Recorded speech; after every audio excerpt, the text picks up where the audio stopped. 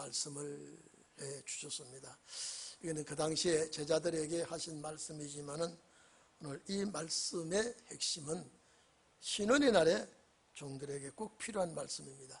우리에게, 나에게 이 말씀이 필요하다는 것을 우리는 알아야 될 줄 압니다. 항상 나도 실족하면 안 되지만은 나를 통해서 남에게 실족해서는 안 됩니다.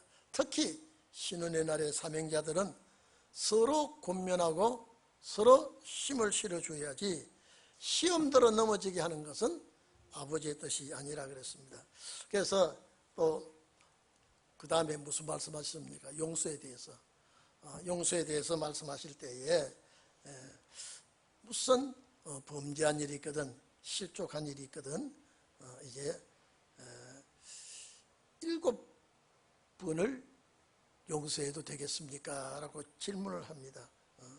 자, 이 마태복음에 보면은요, 이 마태복음에 보면은 70번씩 7번이라도 용서하라.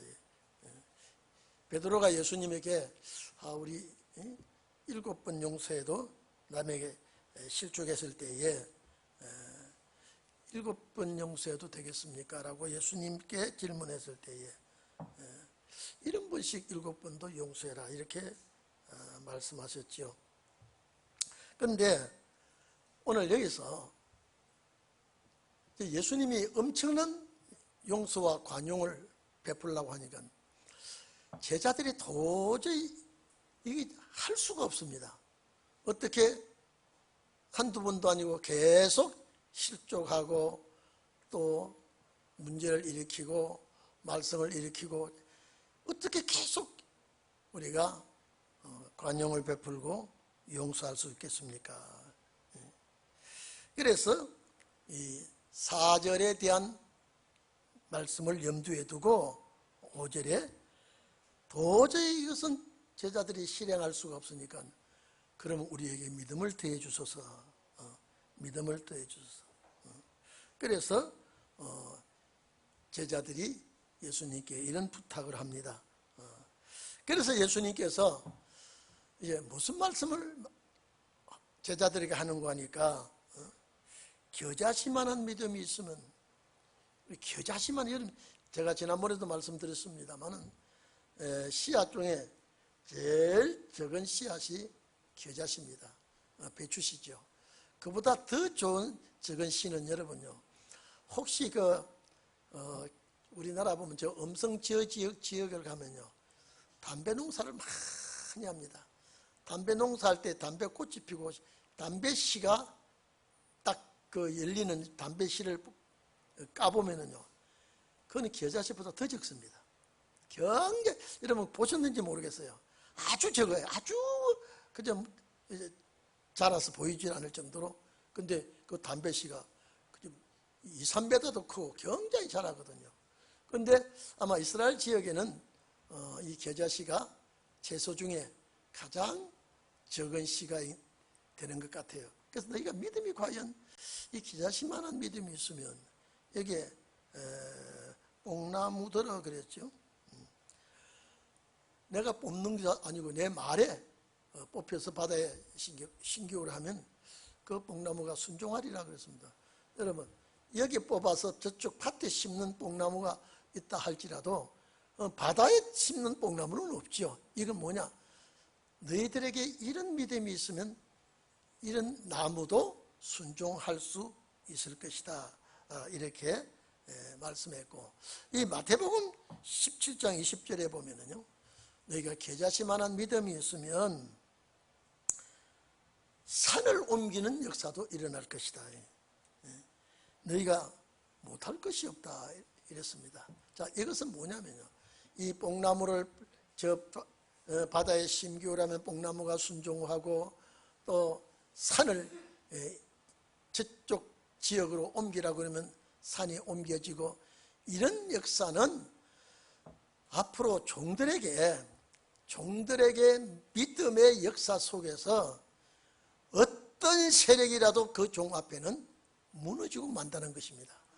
모든 자연도 순종하게 될 것이라는 뜻입니다. 앞으로 우리는 이런 역사를 하게 되기 때문에 지금은 전혀 할 능력이 없죠. 할 수도 없습니다. 그러나 하나님의 신이 우리에게 임하게 되고 확실한 믿음의 종들이 될 때에 우리 입에서 나가는 말이 대자연도 순종하게 되고 어떤 세력도 그 자리에 머물러 있지 않냐고 옮겨지는 역사가 있을 것이다. 이사야 선지자는 큰 산과 같은 세력을 바람에 나는 겨와 같이 날려버릴 수 있을 것이다. 여러분, 그런 말씀을 해 주셨다면 지금 우리와 비교해 보십시오. 우리는 도저히 가망이 없지 않습니까? 어떻게 이가 날카로운 새 타작기계를 삼습니까? 여러분, 지금은 젊은 사람들이 타작기계에 대해서 원리도 잘 모를 겁니다. 제가 아주 초등학교 다닐 때는요, 홀테라고 있었습니다. 우리 권사님 기억납니까? 예? 우리 강 권사님 기억나요? 기억납니까? 홀테라고요. 벼를 비워서 한 주먹 쥐고 이렇게 난데 여기다가 훑어서 곡식을 타작하는 그 타작이라 하기가 참 민망할 정도로 그런 기계가 있었습니다. 그리고 또 그 다음에 어떤 지역에는요, 큰 절구통 같은 걸 놓고 자박을 두들깁니다. 그러면 벼잎이 다 떨어지고 밀과 보리는 도리깨로 치게 되고요. 그러다가 이제 발로 밟아서 털고 가는 기계가 나왔을 때는요, 아주 속도가 빠릅니다. 근데 그 동그란 통에 이 날이 꼽혀져 있어가지고 그거 돌리면서 곡식이 다 떨어집니다. 그때 그 기계가요, 아주 히트를 친 기계입니다. 지금은 그런 기계를 찾을 수가 없어요. 아마 논에서 그냥 바로 탈곡해버리고 그냥 기계가 가면서 탈곡하고 볕짚은 따로 나오게 되고 이랬는데, 아마 이사야 선지자 시대에 이가 날카로운 타작기계가 어느 기계를 표준하고 했는지, 제가 생각할 때 제일 좋은 탈곡기는 발로 밟으면서 두 사람이 밟을 때 한 사람은 대충 훑어서 넘겨주면 한쪽에서 훑고 또 집어주고, 막 그때 그 기계 소리가 동네에서 왕왕왕왕 날 때 아주 참 좋은 탈곡기라고 말씀을 했습니다. 근데 지금 오늘날 이 탈곡기는요, 이거는 뭐 기계이기 때문에 우리가 상상도 할 수 없습니다. 그런데 큰 세력을 부수는 데는 탈곡기와 같이 그렇게 악의 세력을 부셔버리겠다. 악의 세력을 다 부셔버리고 하나님의 역사를 나타내게 주시겠다. 그래서 오늘 너희가 겨자씨만한 믿음만 있으면 이런 놀라운 역사를 할 수 있겠다, 이렇게 말씀했으니까 오늘 신원의 날에 종들은 정말로 말씀의 능력이 나타나기를 바랍니다. 말씀의 위력이 있기를 바랍니다. 이것은요, 하나님의 종의 입에서 나오는 권세입니다. 제가 20년 전 제 매제교회에 갔을 때요, 20년 더 된지 모르겠습니다. 그 교회 앞에 소나무가 참 좋게 있었어요. 그 소나무가 참 좋게 있었는데 송충이가 얼마나 붙었는지, 송충이가 솔잎 갉아 먹는 소리가 와사와사와사 나는 소리가 나는 것 같아요. 그러니까 저희 어머니가 아유, 성전에 저 좋은 소나무가 저 송충이가 저렇게 갉아먹으면 잎이 다 갉아먹으면 나무는 죽습니다. 그래서 저희 어머니가 저녁에 그 나무 붙들고 하나님 성전에 그늘을 이렇게 만들어주고 그 앞에 모이고 하는 이 좋은 나무가 저 송충이가 저렇게 갉아먹으면 되겠습니까? 하나님 송충이를 제거해 주십시오. 거짓말 같죠? 아침에 자고 나니까요 싹 다 떨어져 버렸어요. 농약 친 게 아니에요. 그러니까 우리 사이가 우리 권사님 기도의 위력이 대단하네요. 막 쓸어 담으니까요 한 바퀴줄 당겨졌어요. 그래서 은혜 시대 때도 그런 위력이 있더라고요. 저희 고모님하고 저희 어머니하고 옛날엔, 지금은 참 모르겠어요. 시골 가면요 무당들이 굿하는 집이 많아요. 막 깽매개치고. 근데 고모님하고 주야 저 무당 저 춤추는 거 대나무를 저 춤추는 거 저 사탄의 역사를 막아주서 이 춤추다가 떡 이래버려요. 떡 이래버리고 그냥 그걸 툭 놔버려요. 그래서 어머니의 기도는 참 놀랍구나. 그보다 더 놀라운 일들이 많이 있었습니다. 근데 저희 어머니가 이적기사를 그렇게 행하는 분이 아닌데 그러나 기도는 참 많이 하신 분이에요. 1년에 365일 중에요 65일 빼놓고 그 300여일은 늘 산에서 기도해요. 그건 내가 기도해야 우리 자녀들이 잘 되고 우리 나라가 우리 민족이 잘 되지. 딱 채가 지면 자부동 가지고 산에 올라가지고 밤새도록 지금 생각하면 어떻게 그렇게 하시나 모르겠어요. 새벽 예배 되면 또 내려와서 새벽 제단을 쌓고. 그런데 그보다 더 놀라운 위력이 신혼의 날에 나타난다 이 말이에요. 나는 그거 아무것도 아니라고 봅니다. 아무것도 아니라고 봐요. 하나님께서 역사하실 때는요 나무가 뽑혀서 바다에 던져지는 거, 큰 산이 움직여지는 거, 이거는 자연을 움직일 수 있다는 겁니다. 하나님의 종들의 위력 앞에서. 마가복음 마지막 장 보면은 무슨 독을 마셔도 해가 없던 그런 일이지 않습니까? 뱀을 짚는단 말은 사탄을 거꾸로 틀게 한다는 말이죠.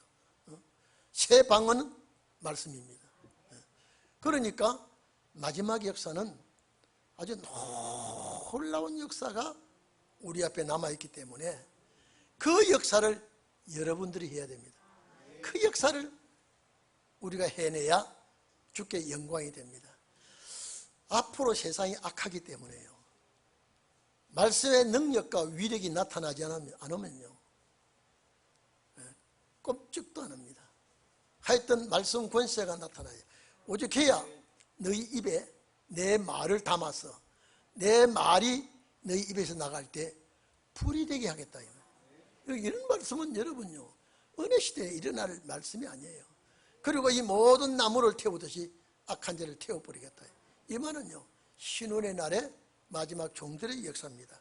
그래서 오늘 여기에 자연도 복종하게 되는, 악한 자도 선한 자도 진리 앞에 머리를 숙이게 되는 그런 역사가 일어날 것이다. 이래서 그 다음에 7절에서부터 10절까지는 주인과 종의 관계를 어떻게 가져야 되는가요? 주인과 종의 관계를 어떻게 가져야 되느냐라고 하는 것을 비웁니다. 너희 중에 네게 밭을 갈거나 양을 치거나 하는 종들이 있어 밭에서 돌아오면 저들어 곧 와 앉아 먹으라 할 자가 있느냐. 자, 여러분 제자들인데, 여러분 제자들이 밭을 갈기나 또 제자들이 뭐라고 그랬습니까? 양을 치거나. 제자들은 양도 칠 수도 없고 치지도 않았고 밭을 갈 밭도 없습니다. 제자들은. 그 비우니까 가상적으로 너희들이 만약에 땅이 있어서 밭을 갈 때에 그 밭 가는 일꾼이 밭을 갈고 돌아온다 이 말이에요. 양을 치다가 양치는 목동이 양을 치고 돌아온다 이 말이에요. 돌아올 때 너희들 수고했다. 이 비유입니다. 야, 너희 수고했으니까 너희 먹을 것을 미리 챙겨 먹으라. 절대 그러지 않습니다. 옛날 예수님 당시에는요, 일꾼이, 이건 비유니까 잘 들으세요. 일꾼이 큰 들에서 일하고 딱 돌아오면 먼저 주인을 챙깁니다. 내가 아무리 배가 고파도, 내가 아무리 힘들어도 주인을 먼저 챙기고 식사 준비를 다 하게 하고 주인이 식사를 다 하고 마친 다음에 내가 먹는 것이 종의 일이 아니냐 이 말이에요. 이 말은 네가 일을 하고 일한 대가를 네가 먼저 챙기지 말아라. 너는 일꾼이야. 종은 절대 주인을 섬길 줄 알아야 된다. 종은 주인을 절대 받들 줄 알아야지 지가 와서 주인보다 배고프다고 먼저 식사 자리를 마련하는 일은 없다. 언제나 그 당시에 일꾼이 들어오면 주인을 먼저 챙기는 일이 있다. 이 말이 뭐냐? 너희가 하나님 앞에 일꾼으로 부름을 받아서 수고할 때에 항상 주님을 먼저 챙기라. 항상 하나님의 은혜를 먼저 챙기고 주님을 먼저 챙기면서 일을 하도록 하라는 것이 주님의 비유입니다. 그래서 주인과 종의 관계는 절대적으로 이거는 분리해서, 그래 한번 더 본문 보겠습니다. 밭 갈거나 양치는 이 직을 맡아 하는 자들이, 자, 밭에서 돌아오면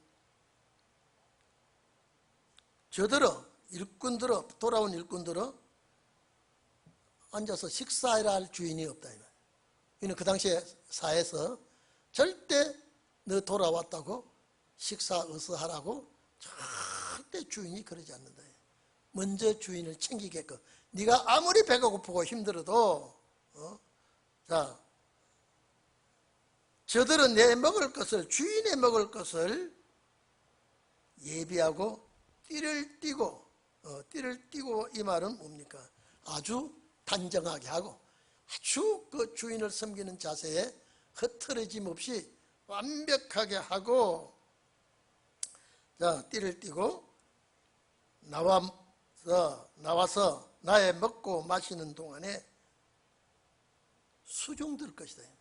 자, 여러분 이리 좀 보세요. 지금 예수님의 비유는 내가 종이에요. 여러분은 주인이에요. 내가 오늘 밭을 갈고 참 힘들게 고생하고 왔는데 아주 막 지쳐서 들어왔지만은 딱 주인이 바라볼 때에 빨리 주인의 식사 준비를 빨리 하도록 해라. 네가 배가 고파서 먼저 식사하는 것은 종의 할 일이 아니다. 그리고 딱 띄고 주인 곁에서 수종을 들 때 어떻게 잡수시고 어떻게 무엇이 필요한가 끝까지 식사가 끝날 때까지 챙겨드리고 다 끝나면 상을 물리면서 그 다음에 너가 먹는 것이 원칙이 아니냐. 이 말은 종의 위치에서 절대 탈선되지 말고 항상 주인을 섬기는 일에 열중을 하도록 하라. 이것이 중요한 것입니다. 그래서 명한 대로 하였다고 종들에게 예물을 하겠느냐. 자, 이래 좀 봅시다. 자, 그러면 제가 주인이 식사 자리에 다 준비해드리고 제가 단정히 하고 잡수시는 것까지 옆에서 관찰하면서 뭐가 필요한지 어떻게 잡수시는 것 다 아예 전심전력을 쏟아서 섬겼는데 주인이 참 수고했다고 살해하는 법이 없다. 무슨 말씀 이해됩니까? 종이 아무리 섬기고 아무리 잘 챙겨드렸다고 해서 주인이 그 종에게 살해하는 법이 없다. 당연하다. 그건 당연한 일이다. 이 무슨 말씀인지 아시겠습니까? 종의 일은 종의 일로서 끝나는 것이 거기에서 대가를 줄 수는 없다.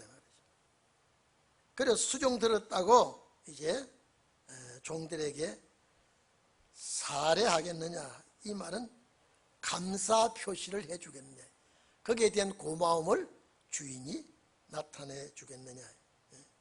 이와 같이 너희도 명령받은 것을 다 행한 후에 이르기를 우리는 무익한 종입니다. 참 주인 앞에 정말로 무익하고 연약한 종입니다. 이렇게 하는 것이 종의 자세라. 무슨 말씀 이해됩니까? 내가 주의 일을 했다고 내가 거기에 대한 어떤 무언가 보상을 기대해서는 안 된다. 내가 주님 앞에 항상 열심히 일한 후에 그 대가를 기대해서는 안 된다.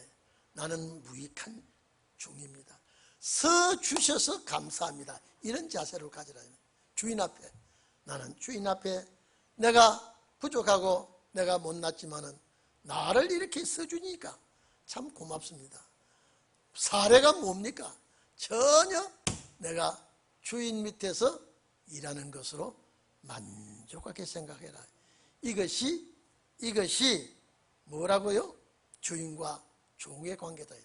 이걸 다시 사람 주인과 사람 종의 관계이지만 하나님과 우리 관계에서 이렇게 주를 섬기는 일에 열심히 하고 충성한 대가를 하나님께 내가 요구 안 해도 하나님은 나를 알아주시고 나에 대한 것에 대한 그 모든 것을 주께서 알아주시면 참 감사하다.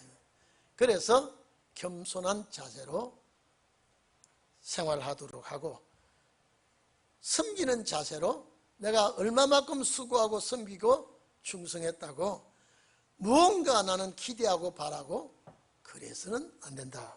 이 말씀을 우리에게 해 주신 것입니다. 여기 제자들 앞에 했지만은 목적은 신원의 날에 우리가 해야 될 줄로 압니다.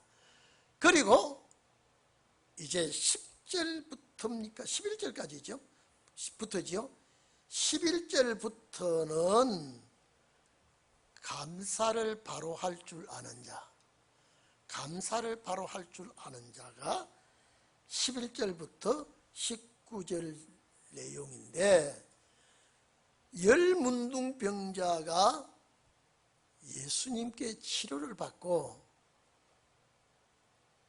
돌아와서 감사하는 자는 딱 11조입니다. 10사람 중에 한 사람밖에 없습니다. 자, 그것을 이제 11절부터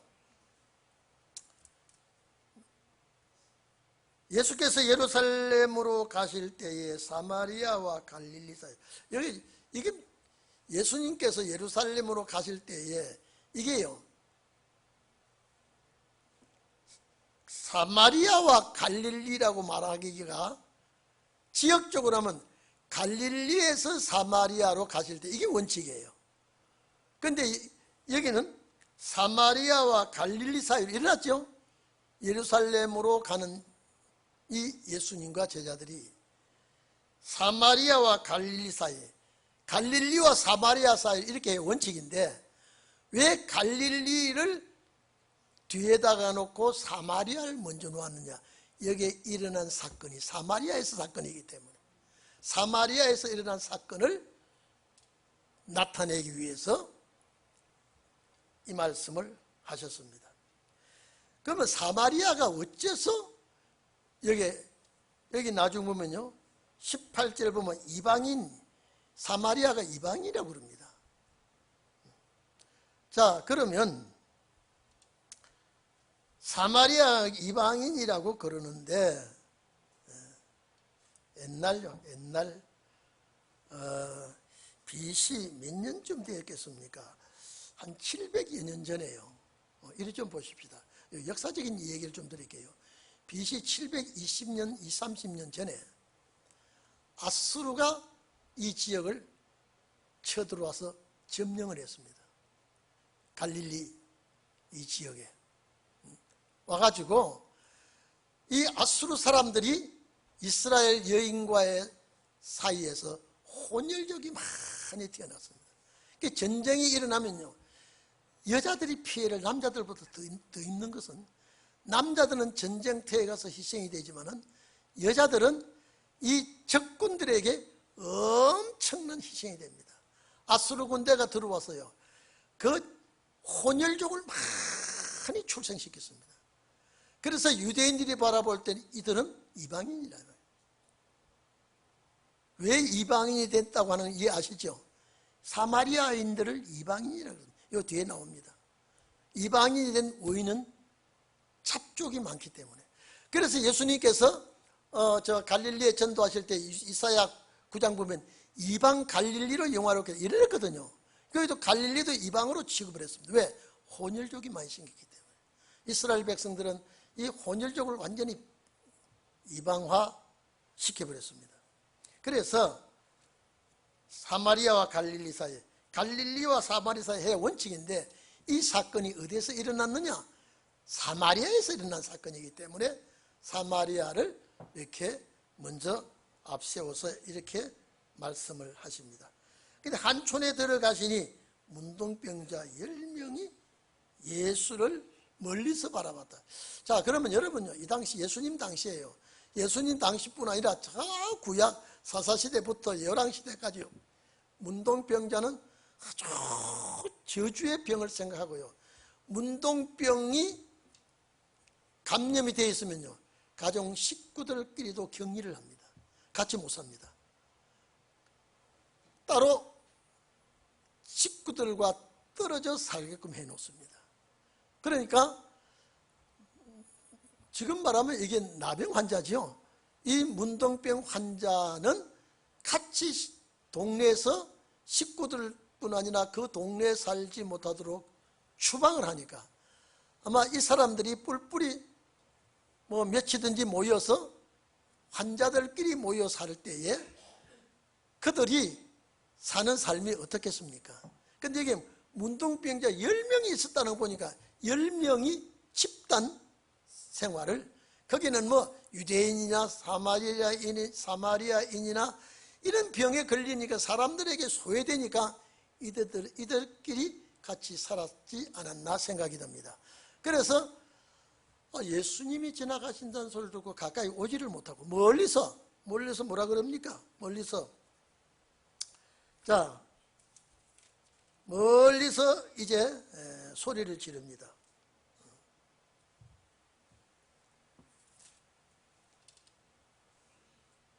뭐라고 그러지요? 예수 선생님이요. 예수 선생님이요. 여기 예수 선생님이라고 하는 이 자체가요, 통치자시요, 이 땅의 우두머리시요, 이런 뜻입니다.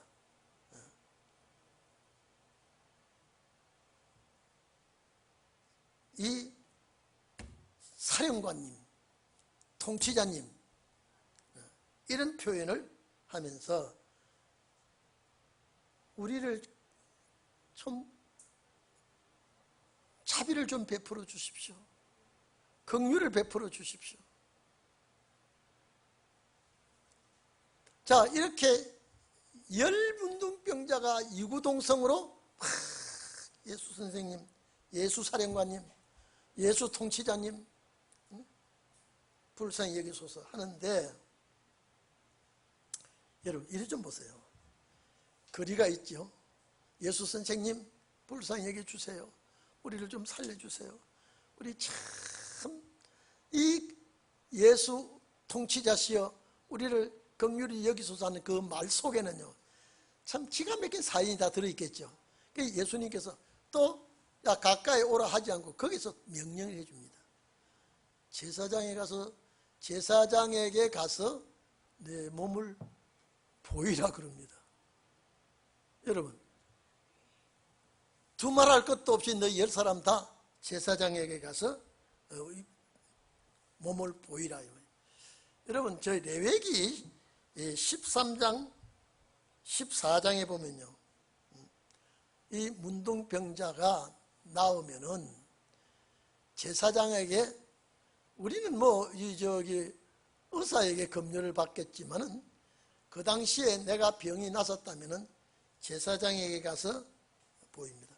이 나병 환자는요, 손이 옹그러지고 아주 막 입이 돌아가고 눈이 돌아가고 아주 막 손이 물로 빠지고 뼈가 막 상하고 막 이런 몸에 반점이 생기고 피부가 썩어내리고 이런 문둥병 환자들에게 가서 제사장에 보이라고 하면은요, 여러분, 뭐 치료를 하고 나서야 제사장에게 보이지요. 근데 예수님의 말씀을 그대로 믿고 10 문둥병자가 가는데 내 몸에 그 순간에 병이 났었습니다. 자, 제사장의 레위기 13장 14장에 보면요, 제사장이 나병 환자가, 문둥병 환자가 치료가 되었다고 인정이 될 때에, 아, 확실히 났었구나라고 인정이 될 때에 우슬초라고 하는 풀이 있습니다. 우슬초에다가 새를 잡아 피를 내어서 그 피를 환자의 몸에 뿌려줍니다. 제사장이 그 피로 이제 났었다는 증거를 줍니다. 이것이 정결한 의식을 행한 겁니다. 그리고 이제 났었으니까 가만히 있으면 안 돼요. 가만히 있으면 안 돼요. 감사를 해야 돼요. 감사를 할 때 반드시 속건제와 속죄제를 하나님 앞에, 이건 안 드리면 안 되게 되어 있습니다. 속건제와 속죄제를 드려야 됩니다. 자, 속건제는 우리가 지금 말하면 교회죠. 성전 성물을 조금이라도 훼손을 시켰든지, 성전 물건을 조금이라도 내가 문제에 걸려들었다면은 속건 제물을 드려야 됩니다. 그리고 이웃에 대해서 해를 끼쳤다면은 이 속건 제물로 드려야 됩니다. 흠없는 수양을 잡아서 드려야 되죠.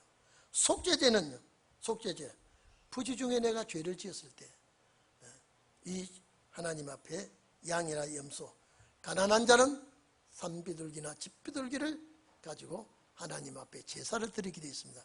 이거는 반드시 문둥병자가 났었을 때에 하는 감사의 예식을 그렇게 취해야 됩니다. 자, 그런데 예수님은 그걸 염두에 두고 제사장에게 가서 내 몸을 보이라고 하는 그 말씀을 듣고 10사람이 가는데 그 중에 한 사람은 정말로 제사장이신 예수님께로 돌아옵니다. 9사람은 그냥 갔습니다. 9사람은 갔는데 그 중에 한 사람이 누구냐? 사마리아 여인, 이방인이라. 사마리아 사람. 자, 봅시다. 14절, 예수님께서 그들에게 명령합니다. 가서 제사장에게 너희 몸을 보이라, 자신을 검열받으라, 이 말이거든요. 하셨더니 저희가 가다가 여러분요, 깨끗함 받기도 전에 제사장의 보위로 가다가 치료를 받습니다. 저희가 가다가 깨끗함을 받으니라. 자, 여러분 이리 좀 보세요. 10사람이 갑니다. 가는데 그 병이 만진창이 된 그 상태에서 제사장에게 보이러 갑니다. 그런데 나섰어요. 10사람이 다 나섰어요. 이거는 예수님의 그 말씀에 치료가 된 거죠. 딱 낯선 걸 알고 한 사람은 돌아옵니다. 예수님께 옵니다. 이제. 멀리서 긍휼히 여기달라, 불쌍히 여기달라고 했는데 이제 나섰으니까. 그러면 이 한 사람은, 참 제사장은 율법 교회의 제사장이 아니라 나를 치료해 주신 이분이 나의 참 제사장이다. 이게 하나님의 역사라. 아버지께로 돌아오는 역사입니다. 이건 사람의 능력으로 되는 게 아니라 주의 은혜입니다. 그런데 그 사람이 어떤 사람이냐? 사람 대접받지 못했던 그 나병 환자, 문둥병자가 그런 중에도 사마리아 사람이었다는 것이 놀라운 사건입니다. 자, 깨끗함을 받은지라 그랬죠. 15절에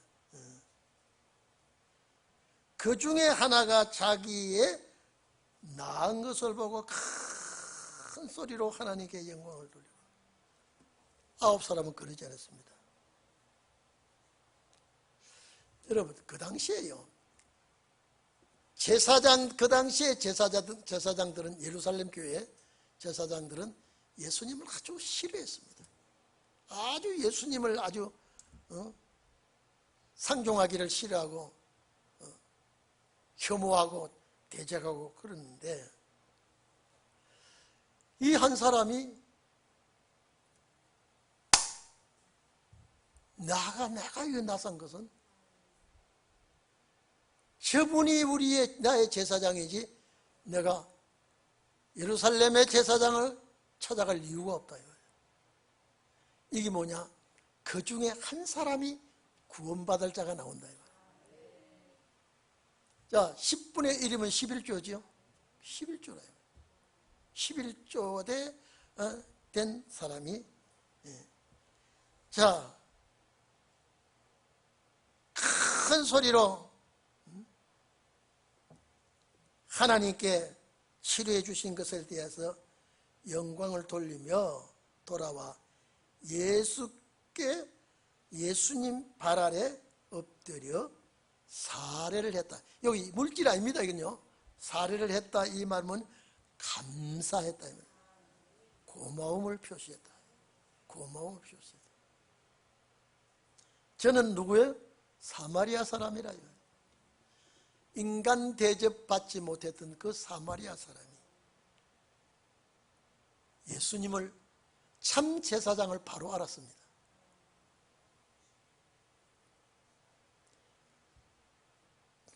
사마리아인이라 예수께서 대답하여 가라사대 10사람이 다 깨끗함을 받지 않았느냐요. 실제 가다가 예수님의 말씀에 치료를 받았다면 10사람이 다 돌아와야 원칙이죠. 근데 그렇지 않다 이 말이에요. 돌아오는 자는 한 사람밖에 없었다. 받지 아니하였느냐? 그 9은 어디 있느냐? 이 이방인 외에는. 자, 이방인이라고 그랬죠? 왜 이방인이 되었다고요? 혼혈족입니다. 사마리아인은 거의 혼혈족입니다. 이 이방인 외에는 하나님께 영광을 돌리러 돌아온 자가 없느냐? 다시 하나님께 영광을 돌리려 돌아와야 원칙인데 9사람은 어떻게 된지 모르죠. 그런데 오늘 여기에 핵심되는 원인 포인트는 누구냐? 이 한 사람입니다. 하나님이 한 사람을 찾은 거예요. 문둥병자 중에도 그 한 사람을 찾은 거예요. 오늘 여러분, 우리는 하나님 앞에 찾긴 바가 되기를 바랍니다. 찾긴 바. 9은 어디 갔느냐? 이 말은 원칙 9도 돌아와서 주님께 감사해야 돼요. 살아야 되는데 감사할 줄 아는 자는 이 한 사람밖에 없었대요. 자, 하나님께 영광을 돌리러 돌아온 자가 없느냐 하시고, 그에게 이방인 사마리아인 또 자기에게 온 그에게 이르되 일어나 가라 내 믿음이 너를 구원하였느니라. 자, 이 영생까지 받게 됩니다. 예. 자, 그러면 육신의 치료를 10사람이 받았지만 9은 돌아오지 않았는데 한 사람은 예수님을 만나게 되고 예수님께 와서 믿음으로 구원받는 축복이 있습니다. 자, 그러면 오늘 우리도 이 시대에 주님께 와서 영과 육이 구원받는 이런 역사가 있어야 되겠죠. 그러니까 여러분 봐보십시오. 그 10문동이 중에 주님은 아십니다. 체중에 택한 자가 하나 있어요. 체중에 찾는 자가 하나 있어요. 그런데 10문동이 중에 딱 한 사람은 주님 앞에 찾긴 바가 되고 그 10문동이 중에 찾긴 바가 된 사람이 가장 낮은 자, 가장 소외된 자, 가장 멸시받는 자, 손가락질 받는 자, 사마리아인. 그 예수님은 이방인 외에 하나님께 영광을 돌리러 온 자가 없다. 원칙은 하나님께 영광을 돌려야 되는데 영광을 돌리지 못했습니다. 그런데 이 사마리아 사람은 하나님께 영광을 돌리니까 내 구원이 이루어지다. 너를 구원했다 이 말은요. 육체가 치료받아서 얻는 구원도 되지만은요. 너 영혼은 이제 구원받는 자가 되었다. 이 말을 주께로부터 듣게 되었습니다. 오늘 우리도 정말로 하나님을 바로 알고 감사하는 그런 성도들이 다 되시기를 바랍니다. 우리 기도하겠습니다.